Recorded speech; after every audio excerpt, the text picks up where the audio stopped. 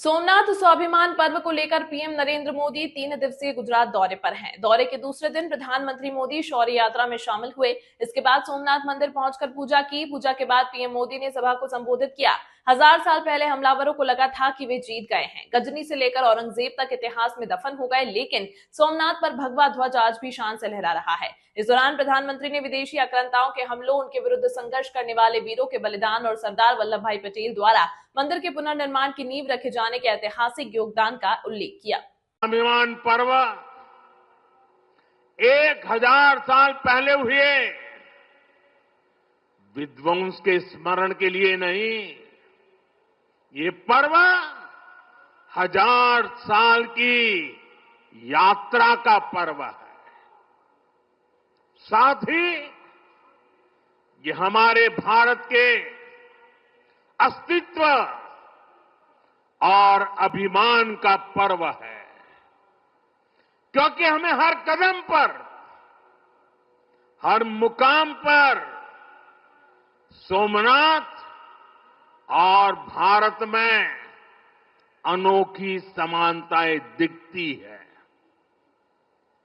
जैसे सोमनाथ को नष्ट करने के एक नहीं अनेकों प्रयास हुए, दुष्प्रयास हुए, उसी तरह विदेशी आक्रांताओं द्वारा कई सदियों तक भारत को खत्म करने की लगातार कोशिशें होती रही, लेकिन न सोमनाथ नष्ट हुआ और न ही भारत नष्ट हुआ,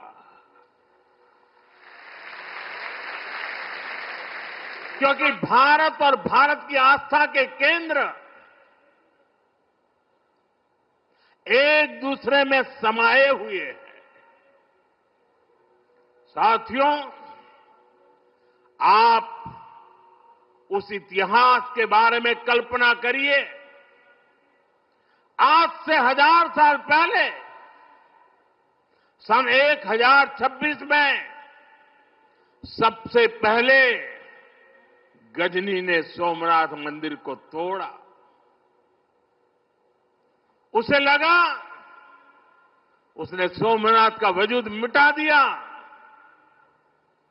लेकिन कुछ वर्षों के भीतर भीतर सोमनाथ का पुनर्निर्माण हो चुका था। 12वीं शताब्दी में राजा कुमारपाल ने मंदिर का भव्य जीर्णोद्धार करा दिया था, लेकिन 13वीं शताब्दी के अंत में अलाउद्दीन खिलजी ने सोमनाथ पर फिर आक्रमण का दुस्साहस कर दिया। कहते हैं जालोर के रावल ने खिमजी सेनाओं से जमकर लोहा लिया। इसके बाद 14वीं शताब्दी की शुरुआत में जूनागढ़ के राजा द्वारा फिर से सोमनाथ की प्रतिष्ठा संपन्न कर दी गई। 14वीं शताब्दी के आखिरी वर्षों में मुजफ्फर खान ने सोमनाथ पर फिर हमला किया। वो हमला भी नाकाम रहा।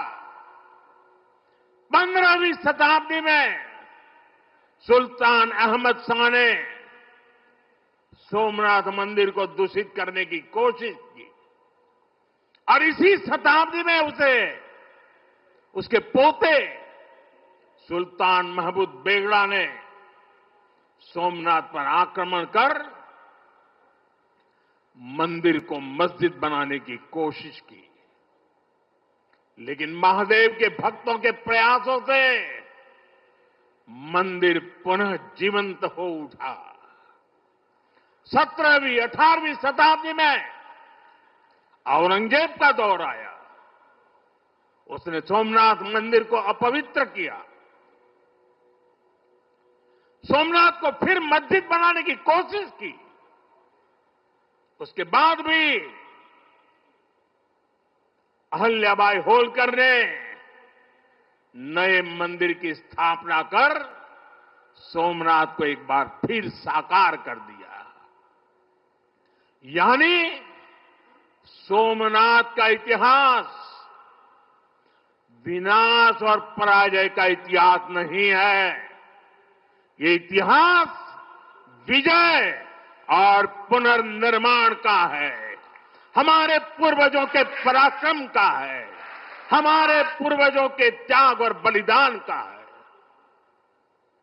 आतताई आते रहे, मजहबी आतंक के नए नए आक्रमण होते रहे, लेकिन हर युग में सोमनाथ पुनः पुनः स्थापित होता रहा। इतनी सदियों तक का संघर्ष, इतना लंबा प्रतिकार, इतना महान धैर्य, सृजन और पुनर्निर्माण का ऐसा जीवन, ये सामर्थ्य अपनी संस्कृति में ऐसा विश्वास और ऐसी आस्था दुनिया के इतिहास में ऐसा उदाहरण मिलना मुश्किल है।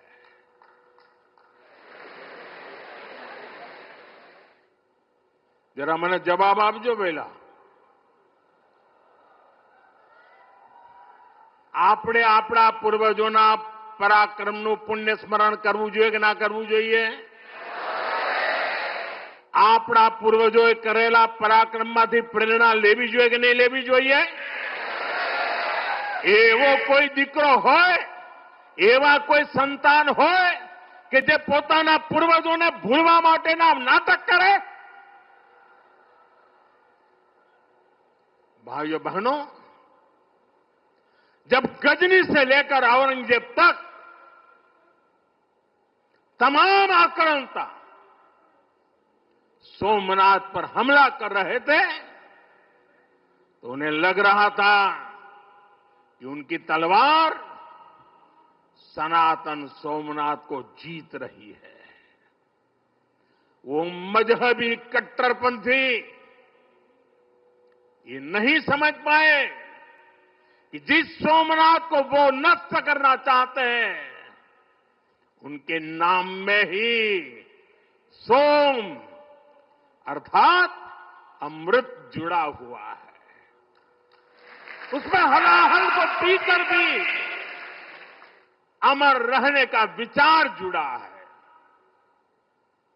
उसके भीतर सदा शिव महादेव के रूप में वो चैतन्य शक्ति प्रतिष्ठित है, जो कल्याण कारक भी है और प्रचंड तांडव शिव ये शक्ति का स्रोत भी है। भाइयों बहनों, सोमनाथ में विराजमान महादेव, उनका एक नाम मृत्युंजय भी है। मृत्युंजय, जिसने मृत्यु को जीत लिया हो, जो स्वयं काल स्वरूप है। यतो जायते पाल्यते येन विश्वम तमीस भजे लियते यत्र विश्वम। अर्थात ये सृष्टि उन्हीं से उत्पन्न होती है, उन्हीं में लय हो जाती है। हम मानते हैं त्वमेको जगत व्यापको विश्व रूप, यानी शिव पूरे जगत में व्याप्त है। इसलिए इस हम कण कण, कंकड़ कंकड़ में भी उस शंकर को देखते हैं। फिर कोई उन शंकर के कितने स्वरूपों को नष्ट कर सकता है? हम तो वो लोग हैं जो जीव में भी शिव को देखते हैं। उनसे हमारी आस्था को कोई कैसे डिगा सकता था? और साथियों, ये समय चक्र है कि सोमनाथ को ध्वस्त करने की मंशा लेकर आए मजहबी आतताई आज इतिहास के कुछ पन्नों में सिमट कर रह गए हैं और सोमनाथ मंदिर उसी विशाल समंदर के किनारे गगनचुंबी धर्म ध्वजा को थामे खड़ा है।